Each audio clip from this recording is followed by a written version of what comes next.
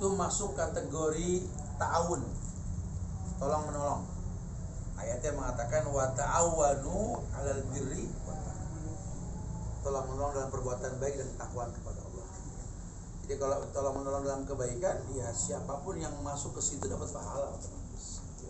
Tapi bukan berarti cuma sekedar menyampaikan Quran, tapi proses menyampaikannya nggak sholat, ya sama juga jihad gitu. Pakai kuda, gagah, pedang kiri kanan, ini busur membentang di bagian badan. Ya Rasulullah, aku pengen jihad bersamamu ya Rasul. Nabi melihat ini nggak layak tolak, gagah, tinggi, besar, kudanya juga perkasa, pedang kiri kanan, busur membentang badan dia. Kata Nabi, punya orang tua nggak? Punya, berbaktilah. Kemenangan. Makanya ada prinsip, ya orang ini nggak semua punya gaji, cuma punya rezeki. Orang tua kita nggak sepintar kita, insya Allah, karena kita kuliah mereka tidak. Tapi kenapa ketitipan kok mereka bukan kita? Ya berasa ya, orang tua kita nggak punya titel, tanahnya selebar-lebarnya. Kita udah bertitel ngejual tanah mulu, repot aja gitu ya. Karena kita nggak ketitipan sama Allah gitu lah. Jadi ayo kita jadi bagian sebuah kebaikan. Cuma bukan sekedar itu. Kayak model panitia kajian. Ya silakan jamaah agak maju dikit, yang belakang maju ya. Ya, Ustaz silakan mulai Ustaz. Dia ngabur. Ini kacau. Enggak, kalau anak senior kan. Baru-baru. Hijrah ada senior. Ya Allah ya Karim.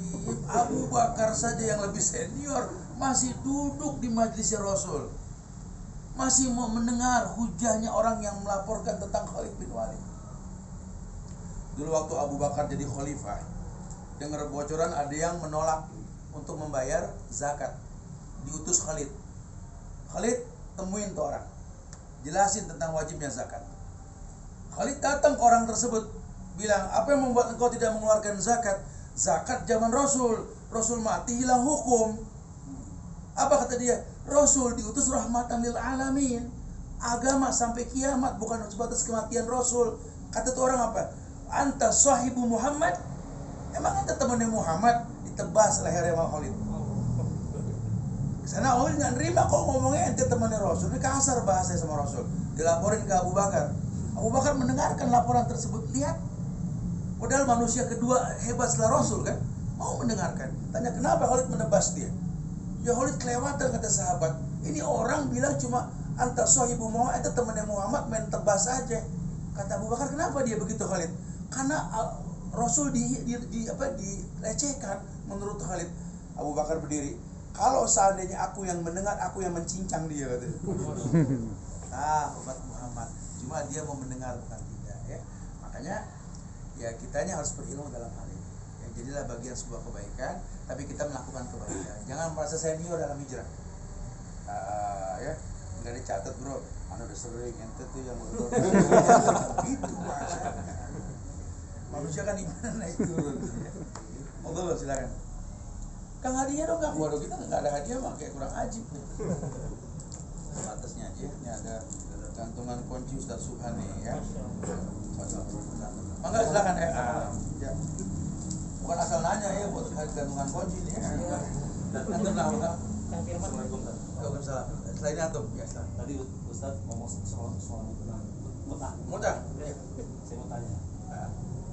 Gimana terjadi kalau mutah harus terjadi mutah? Dan gimana siri dengan siri? Dan saya yang tanyakan adalah cara gimanakah kalau kita mau poligami sesuai dengan apa yang diajarkan Rasul? Iya. Mutah ana jelaskan. Siri ana jelaskan. Poligami biar beliau nanti. Karena tetap beberapa di Nah. Ini emang obrolan yang nggak pernah tuntas teh itu nyatanya. Tenang aja nggak ada yang berani ngomong doang.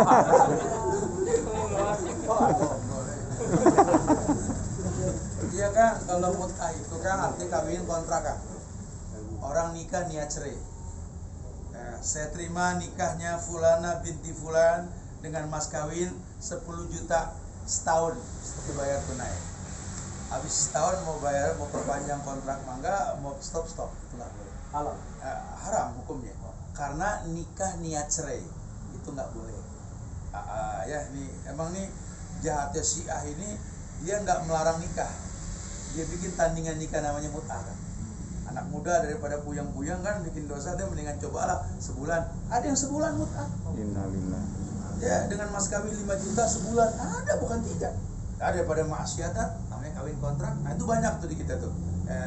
Muskilahnya nih muka-muka orang fasik kayak orang Arab. Kalau di puncak sana tuh orang Arab, padahal sih itu lebih kepada orang-orang Parsi yang seperti itu ya, orang Syiah.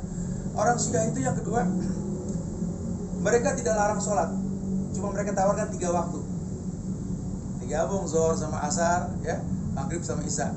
Sehingga anak muda sekarang ini bagus tak solusi daripada macet nggak sholat, digabung ya.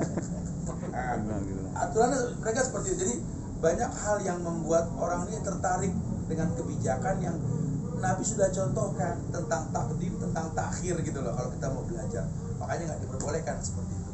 Adapun nikah siri itu nikah yang sah menurut agama tapi tidak dilegalkan oleh pemerintah. Nggak tercatat lah di catatan sipil gitu ya. Ya kalau di negeri kita sih yang dirugikan perempuan, Kang. Karena kan laki suka aji mumpung, karena kita nggak tahu juga. Kalau sih dia berilmu tentang nikah siri nggak apa-apa, daripada bermaksiat. Mungkin akad pernikahannya masih tahun depan, takut maksiat, nikah siri dulu boleh, emang tujuannya baik. Cuma kalau dia kurang iman kan takutnya perempuan yang dirugikan gitu ya. Kemudian tadi ya, poligami dalam Islam ini itu adalah solusi bukan tujuan. Jadi solusi yang ditawarkan. Karena Nabi mengatakan bahwa akhir zaman itu 1:50. 1 laki 50 perempuan. Kalau 1 laki 1 perempuan 49 sama siapa? Maksiat. Betul? Ini solusinya poligami. Tapi bukan wajib. Karena buat yang mampu. Karena kalau poligami terjadi merusak yang pertama, haram hukumnya. Ya, jadi harus diperhatikan nih. Ya, jangan sok-sokan pengen poligami tapi ngerusak yang ada. Agama nggak mendatangkan kerusakan. Nah, makanya tugas kita mendidik pasangan kita untuk mengerti itu. Kalau sampai dia nggak mau mengerti juga, Anda mau menikah lagi, nikahlah dengan orang yang lebih baik agamanya. Nikahlah dengan orang yang baik agamanya, orang yang lebih sempurna keagamaannya. Nah dalam poligami itu kita boleh menikah yang berikutnya, tapi harus lebih baik daripada yang pertama. Gitu. Jangan sampai kita menikah malah lebih buruk agamanya, bahkan merusak rumah tangga kita. Itu diharamkan dalam Islam. Ya, orang perempuan ya nggak boleh membenci poligami karena memang poligami ini Allah yang perintahkan. Fankihu ma tawbalakum minan nisa masna wa sulasa wa ruba wa in khiftum ala ta'dilu fawahidah. Nikahilah perempuan 2, 3, 4. Tapi kalau kalian nggak sanggup jangan. Takut nggak berbuat adil. Adil seperti apa, Ustaz? Mencukupi kebutuhan. Adil itu bukan 5 juta, bukan begitu bahasanya. Nah kalau yang pertama punya anak 4 dapat 5 juta, yang kedua cuma anak 1, ya nggak bisa 5 juta. Adil itu cukup. Sebagian menerjemahkan cukupnya nafkah lahir batin. Bahkan Imam Nawawi menjelaskan legalitas poligami akan timbul ketika cukup nafkah batin bukan lahir. Ya karena lahir cukup, tapi kalau batin kurang selingkuh, bermaksiat, berzina resikonya. Tapi kalaupun memang lahirnya biasa-biasa, batinnya cukup, insya Allah lebih baik. Itu kenyataannya, karena memang seperti itulah syariat. Ya jadi kalau ikut aturan main, agama ini nggak mendatangkan kerugian, kerusakan. Makanya berilmulah sebelum beramal. Yang kita kira, apakah di Islam diajarkan bahwa poligami itu harus izin atau tidak izin kepada istri yang pertama? Apakah misalnya?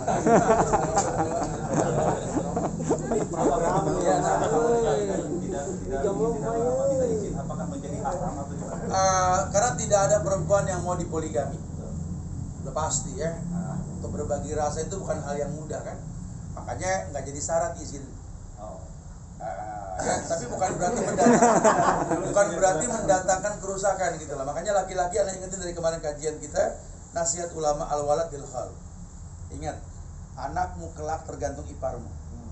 Maksudnya apa? Ente jangan terkecoh dengan paras yang cantik, orang yang indah dipandang oleh mata, nggak ditemukan di rumah. Ntar dulu, kelak ipar kamu siapa? Karena kalau seandainya dia hamil, kamu meninggal, anak kamu di tangan siapa nanti? Pikir panjang. mulai mualaf tat, orang-orang toko dikasih nyawa tat gitu ya. Cuma ipar kamu siapa? Bisa gak nikah dengan dia mendakwakan ipar? Karena kalau nanti dia hamil, kita nggak tahu umur nih, zaman covid loh, nggak nunggu tua orang mati, kadang-kadang yang muda juga mati. Anakmu di tangan siapa? Iparmu masih di bank konvensional, masih makan riba, yang berhak kasih makan mantan istri kamu ini kan iparnya. Akhirnya anak kamu apa tumbuh dari yang haram. Makanya perlu dipikirkan dengan ilmu. Nah kalau buat mampu nggak masalah. Kalau memang syariat, kalau buruk Nabi nggak melakukan, sahabat nggak melakukan, ulama nggak melakukan, semuanya melakukan, tapi nggak menimbulkan mudarat. Maka nasihat ulama kalau bisa yang berikutnya lebih baik dari yang pertama, atau sama keagamaannya, atau sekufu. Jangan merusak yang ada. Nah, pertanyaannya bagus, sajanya bagus. Atau tadi? Biar nggak goyah tuh seperti apa Ustaz? Satu. Kedua, saya tuh ingin mempertahankan hijrah saya ya. Dalam artian, karena godaan yang paling kuat tuh kadang hijrah saya tuh di mana saya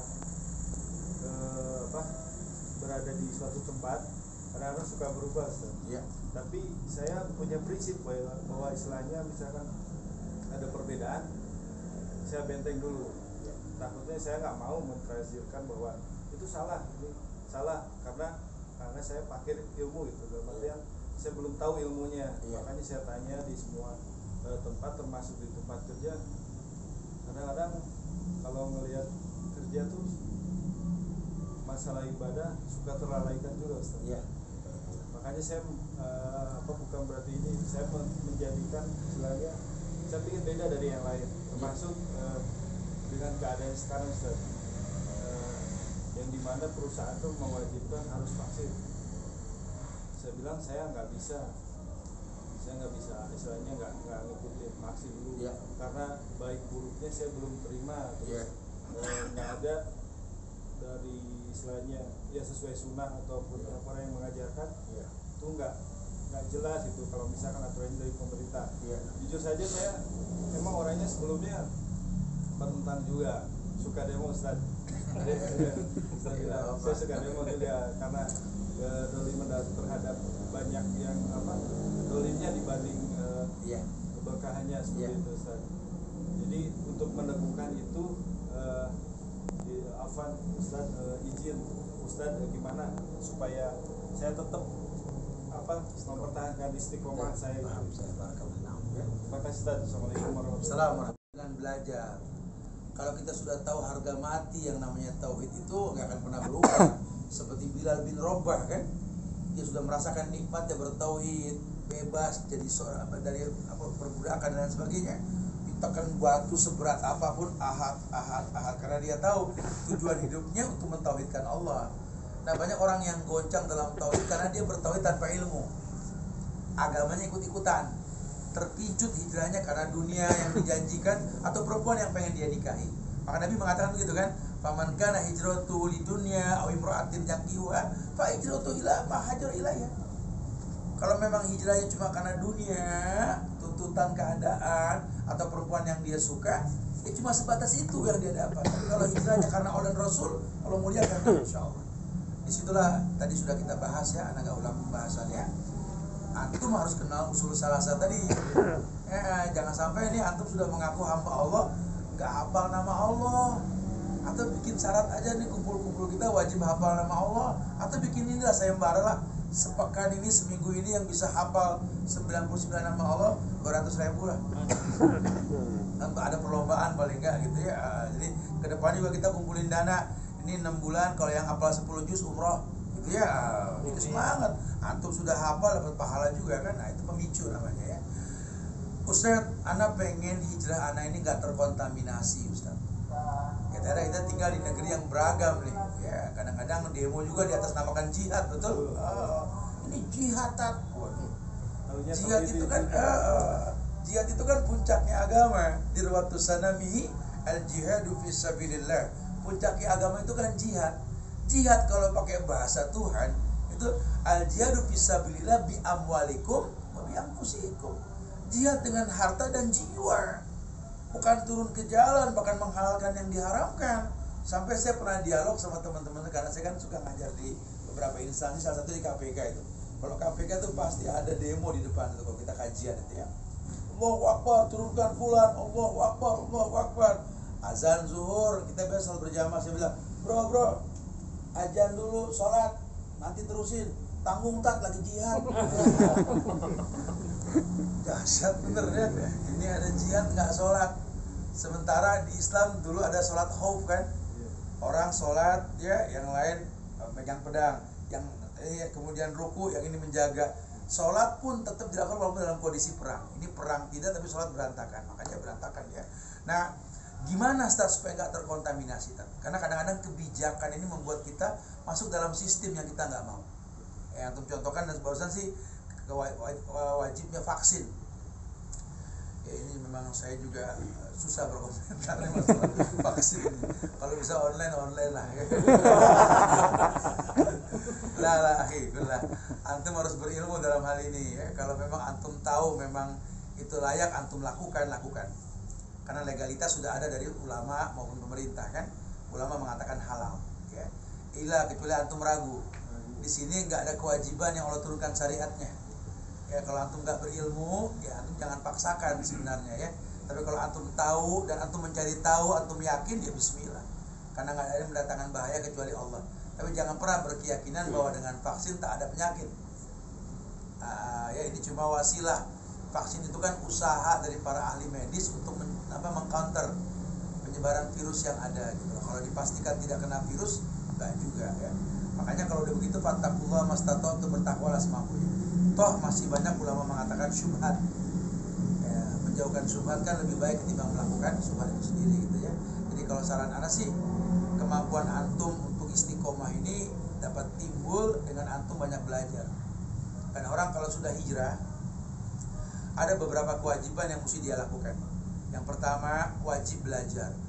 Jangan cuma hijrah nggak belajar ya. Kemudian yang kedua, orang yang sudah hijrah ini harus duduk di majelis ulama. Jangan cuma online, jangan cuma di sosial media.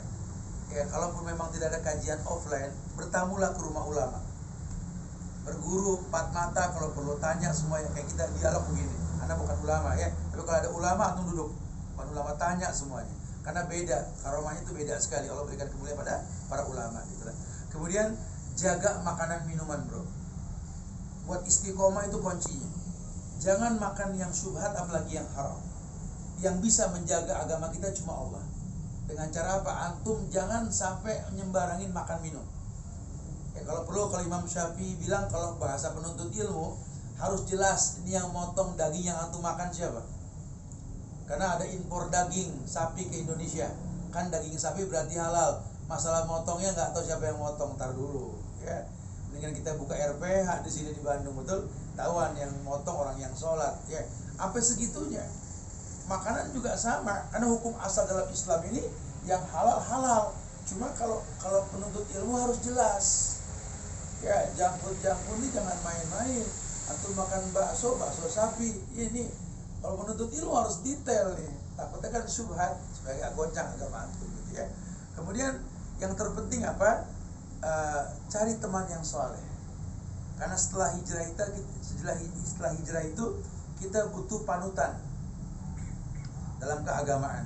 Karena bahasa Rasul, almar'u ala dini khalili. Orang tergantung agama temannya. Ya, siapa temannya itulah agamanya.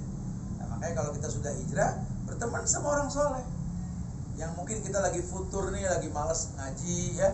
Sholat juga pengennya buru-buru dulu gitu ya. Kajian juga ngeliat jam kapan beresnya gitu ya. Atau apalah ya. Wallahi ini futur. Kita butuh sampel teman yang istiqomah supaya kita bisa kembali istiqomah lagi nanti insyaallah ya. Wallahu a'lam. Barakallah. Nah, ya. Antum juga. Antum tanya tauhid, welcome to tauhid. Ya, antum, Allah. Bagaimana cara kita menegur atau mengingatkan orang tua? Ya. Dan itu saya coba, ternyata saya belum berhasil kan. Alhamdulillah. Nah, jadi saya malah jadi belum berhasil kan. Belum berhasil. Jadi saya sudah senang berhasil aja. Hasilnya. Jadi gini, itu kemarin pertanyaannya itu pertanyaan dari sahabat yang lain. Cuman saya karena ini majelis ilmu dan saya juga masih belajar dan saya coba itu saya coba yang sesuai dengan apa yang Ustaz ajarkan itu kita memposisikan sebagai teman atau bahwa timingnya atau gimana. Tapi tetap pada dasarnya itu orang tua kita juga manusia, punya nafsu sendiri juga, punya ego juga.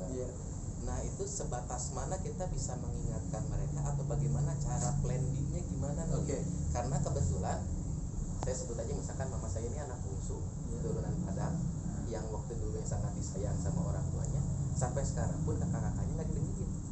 Nah kakaknya aja nggak didengerin, apalagi saya anaknya gitu. Nah gimana nih kira-kira yang untuk lebih konkretnya gitu, karena ya pasti berdoa segala macamnya, tapi ya apa sih langkah yang bisa gitu. Nah, terima kasih. Yakin bukan antum yang mendatangkan hidayah. Hidayah urusan. Makanya teknik dalam berdakwah itu ikhlas. Jangan ada money oriented. Jangan ada keuntungan uang maupun keuntungan pribadi. Jangan pernah kita ngelihat orang tuh kayak ATM yang jalan, pengen digesrek aja, bukan gitu ya. Harus tahu bahwa bagaimana kita bermanfaat buat orang tersebut. Makanya timbul keikhlasan dalam berdakwah itu adalah cara yang terbaik untuk sampai dakwah kepada orang tua kita. Allah itu yang mengatakan, bukan anak yang menyampaikan tentang persahabatan dengan orang tua. Kata Allah kan, wasahibhuma fid dunya ma'rufa. Jadikan kedua orang tuamu sahabat. Nah mungkin yang mesti kita perdalam ini makna sahabat. Karena dalam persahabatan itu rasa maklum timbul. Ini motor kita dipinjam sama temen, nyerempet, rusak, untung temen kan. Begitu bahasanya, ada dispensasi. Kalau saudara pinjam kita bisa ngantar harus tahun, apa itu Idul Fitri lagi gitu ya. Karena teman ini disiapkan maklum, dan itu memang seperti itu gitu loh. Sama orang tua juga sama. Ya, anak nggak tahu bagaimana untuk berteman sama orang tua antum gitu loh. Karena buat saya pribadi sama orang tua juga banyak perbedaan, tapi akan terpecahkan dengan dialog persahabatan gitu loh. Saya cari timing yang tepat. Kadang-kadang saya tuntun beliau sambil muter di Ka'bah. Ya kadang-kadang ibu saya punya kebiasaan itu dari kecil makan nasi bungkus bareng saya. Ya, dengan makan rendang limpah dan sambal hijau itu makan berdua. Ada punya kebiasaan yang mungkin sudah nyaris 40 tahun yang lalu itu dilakukan. Saya ulang lagi. Dan dia merasa bahwa dia betul-betul dihargai. Nah, kemudian juga kita posisikan bahwa dia layak mendengar. Jangan kita ngomong sama orang tua di rumah orang tua, di meja makan orang tua sambil makan makanan yang dia masak. Makanya mama tuh kayaknya nggak pas gitu loh. Kalau kita serba numpang di situ gitu kan. Alangkah baiknya kita kemas suasana di mana orang tua tuh bangga dengan kita. Ya bolehlah kita berpenampilan rapi sekali-kali. Mau kemana sayang? Kenapa mah? Tumben anak mama ganteng. Ya mau nemuin mama lah. Ya ada baju bagus mama pakai. Buat apa? Pengen jalan berdua mama. Kayak tempat yang enak. Bikin dia seneng. Kayak temen gitu loh. Ya jangan langsung didakwahi. Bikin dia ketergantungan sama kita. Ukuran dalam dakwah itu kalau antum sudah ditunggu, antum berhasil. Orang tua ini panjang mata, celanga, kecelimuk, mana ini si Subhanin, ya Allah dia datang, itu anak berhasil tuh. Tapi kalau orang tua pucet, retak, kenapa bu? Si Subhan mau datang, ya dia datang, pulang. Karena kita nggak ditunggu, karena dakwah itu kan ditunggu yang paling baik. Makanya itu momentum itu antum buat. Tapi tetap hidayah urusan Allah. Kadang-kadang juga kita harus tahu bahwa ada bayi yang terlahir ke dunia, Allah jadikan orang tua bermanfaat buat dia. Tapi ada Allah ciptakan justru kebalikannya, kelak anak yang bermanfaat buat dia. Tahu Abu Jahal? Ya, laknatullah ala Abu Jahal. Allah laknat Abu Jahal, penghuni neraka dia. Tapi Allah ciptakan manusia mulia dari tulang sumsumnya siapa? Ikrimah bin Abi Jahal, anaknya Abu Jahal penghuni surga. Walid bin Mughirah, musuh Rasul, penghuni neraka. Anaknya siapa? Khalid bin Walid. Jadi nggak nutup kemungkinan. Tapi Nabi juga berdakwah itu bukan sebulan, 2 bulan, 23 tahun berdakwah. Ya, 13 tahun di mana? Di Mekah. Hasilnya apa? Diusir ke Madinah kan. Nabi saja 13 tahun diusir. Apalagi kita baru batas masa giam sekarang ya. Masa gitu sebulan gitu ya. Baru itulah ya. Jangan putus asa lah. Ya, terus aja sampai ya. Jangan lelah. Jadilah anak yang berbakti. Sehingga ketika dia merasa punya kita, gampang kita bicara sama beliau insyaallah. Ya, Allah atur. Ya, mau satu. Lagi silakan pertanyaan. Ini terus terang tentang Poligami. saya dan keluarga saya. Bisa Iya, ini poligami. orang tua saya kebetulan 2 tahun pertama itu di rumah. Ya memang hasil ini pinjam dari bank kan. Nah, setelah berjalan 2 tahun ini 3 tahun saya baru menyadari kan itu istilahnya ada riba di sana kan. Nah, saya karena saya laki-laki paling istilahnya paling sendiri lah ya, karena saya punya 2 saudara, saya laki-laki satu-satunya. Saya berpendapat ini rumah lebih baik saya jual, saya bilang gitu. Untuk apa? Tujuannya saya untuk menutupi yang cicilan itu lah istilahnya, cicilan itu. Saya jelaskan ke orang tua saya gitu kan, ke kakak juga saya minta izin. Saya jelaskan Pak, memang kakak juga udah tahu kan. Cuman setelah ngobrol sama orang tua, memang iya kata orang tua saya juga tahu, cuman ya mungkin karena ada alasan tertentu. Iya. Mungkin karena Allah cuma memberi jalan seperti ini gitu kan, karena segala macam dispensasi lah sama ya. Tuhan ya. Di situ saya langsung gampang hati saya itu kan, ini apa hati saya yang egois saya untuk menjual itu, atau memang ini apa sebuah tantangan. Iya. Nah, yang saya tanyakan itu apakah saya itu termasuk egois karena saya ingin menutupi riba orang tua saya ya, yang kalau dilihat orang saya kan usia udah lanjut kan. Iya. Ya mungkin saya juga nggak tahu apa saya bilang orang dulu kan, yang saya inginkan itu bila mana orang tua saya kan itu pengen bersih, istilahnya bersih dulu dari riba gitu. Nah, pertanyaannya apa rencana saya itu termasuk egois atau apa gimana lah gitu. Saya mau penjelasannya Ustaz. Ya apa ya, jadi ya ini kan yang hak walaupun pahit terasa. Kulil haq walau kana murran. Katakan yang hak walaupun murrun, pahit rasanya. Itu bukan keegoisan, cuma mungkin mengemas bahasa ketika menyampaikan. Itu paling penting. Ya, bicara riba yang sudah terlanjur ya, itu ada beberapa pendapat ulama. Yang pertama, ulama mengatakan wada' ma baqiya minar riba. Udah, selesaikan, jangan diulang. Itu yang paling baik ya. Nah, tapi kalau memang kita mampu melunaskan dengan cepat itu lebih baik. Fattaqullaha mastata'tum, bertakwa semampunya. Jadi memang kalau bisa dibuatkan akad sama orang tua, kalau bisa kejual cepat kita balikin aja.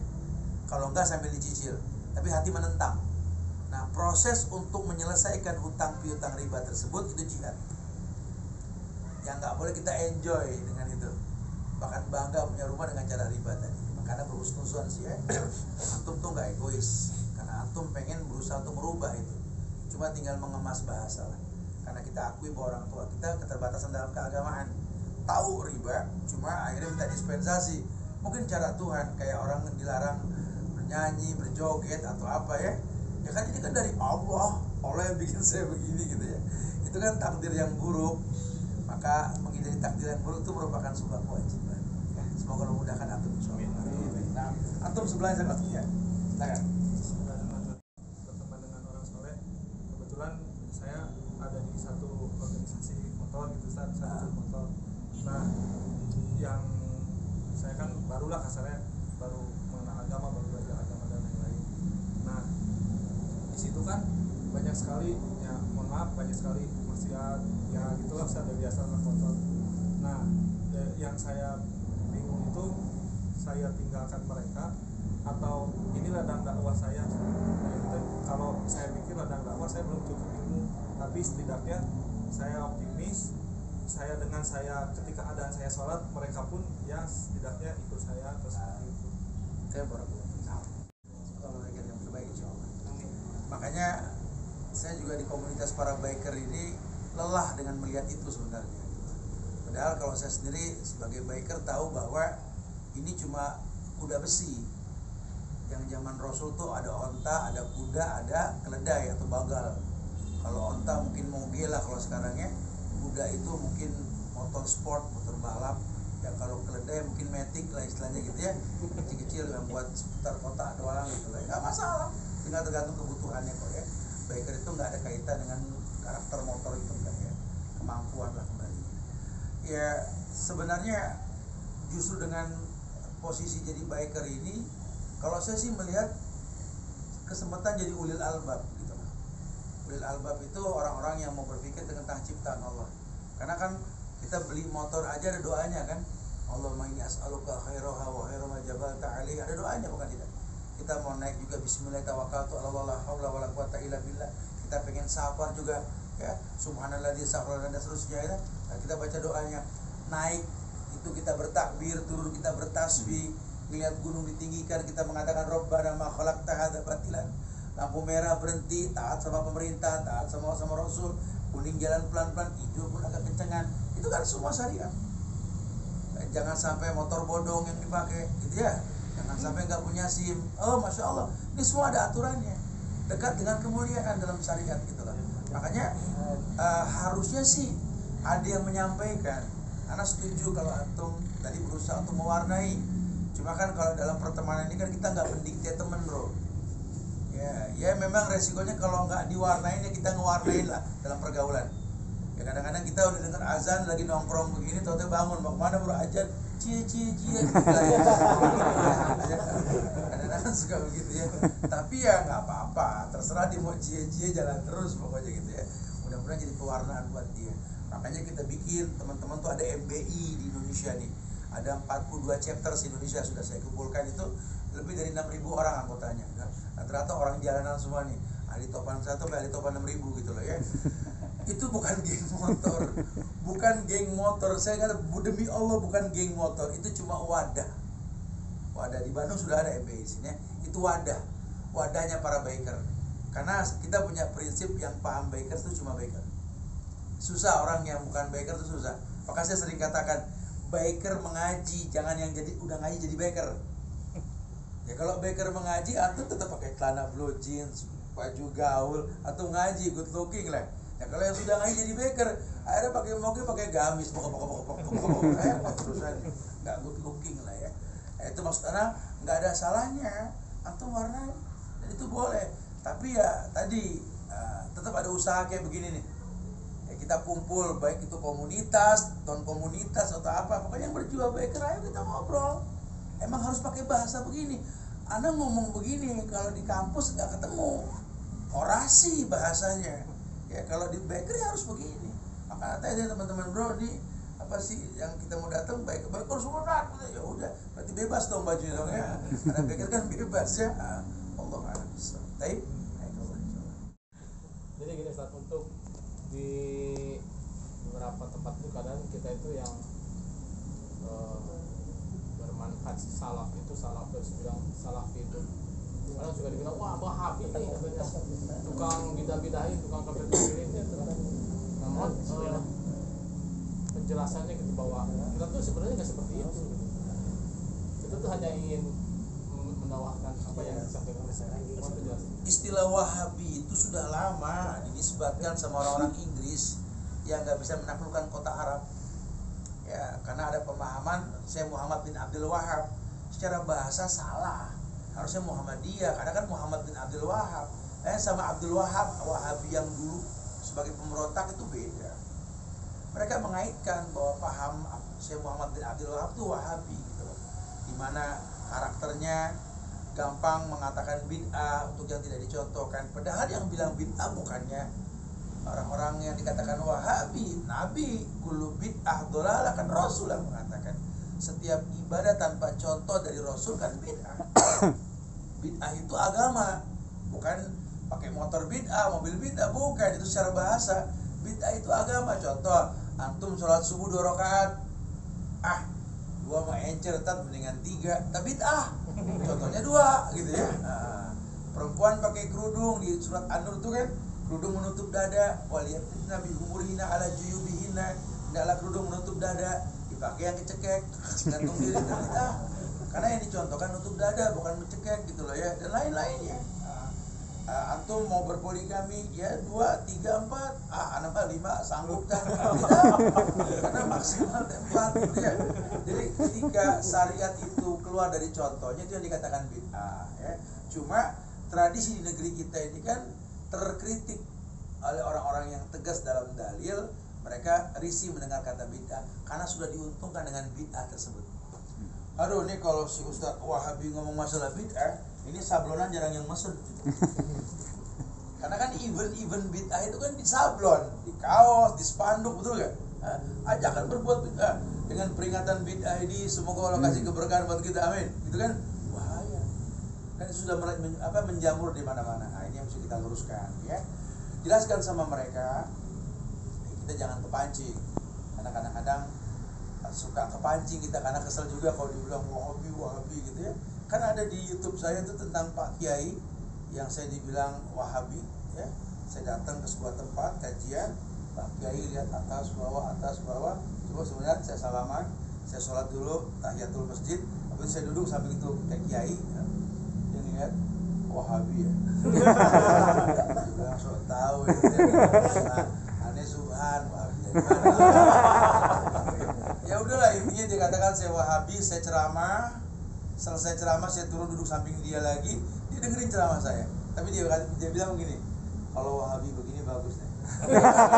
Wahabinya nggak hilang. Ya, jangan kepancing. Sudahlah, jalan terus lah. Pokoknya selama yang antum sampaikan itu dalil, Quran, Sunnah, dan pendapat para ulama. Ya, makanya kalau saran anak sih begini, bro. Hidayah itu nggak harus di masjid. Ya, jangan antum pastikan hidayah di masjid. Bumi yang paling Allah cintai masjid. Buat yang sudah tahu syariat, ayo ke masjid.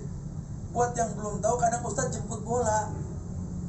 Ya, kadang-kadang dengan begini dapat hidayah gitu. Antum sering ke masjid belum tentu paham. Pas begini baru paham antum. Ya kan, jadi ini yang mesti kita pahami. Kadang-kadang di motor sambil pakai sena, lihat bro kanan bro, lihat kiri bro, lihat bro ini. Kadang-kadang dapat hidayah. Astagfirullah, la haula. Kadang-kadang kita nggak tahu. Karena hidayah urusan Allah.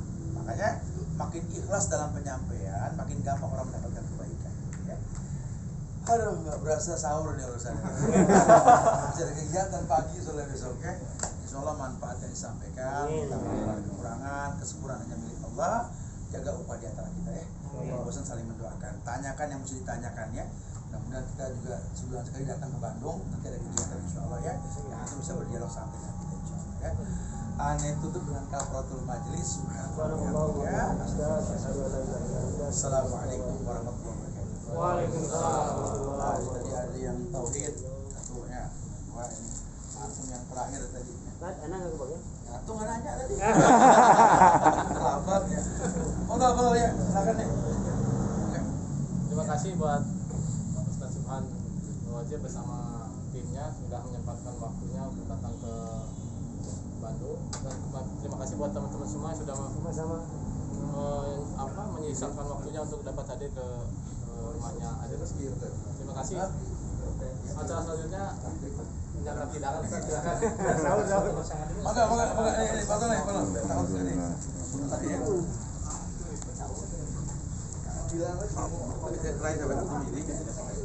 Duduk di bawah. Sama tadi teman tadi. Siapa tadi? Siapa ini?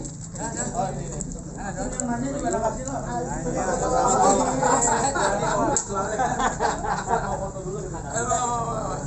Di sini aja kita duduk aja, Ustaz di atas aja. Oke, grup bola apa gimana nih? Balik ke sana aja. Mundur sampai sini biar Ustaz aja duduk aja. Ya, betul. Ya sini bareng-bareng. Kelihatan nih. Mana sini handphone siapa sini? Ini mau duduk juga masih ada tempat. Duduk kelihatan.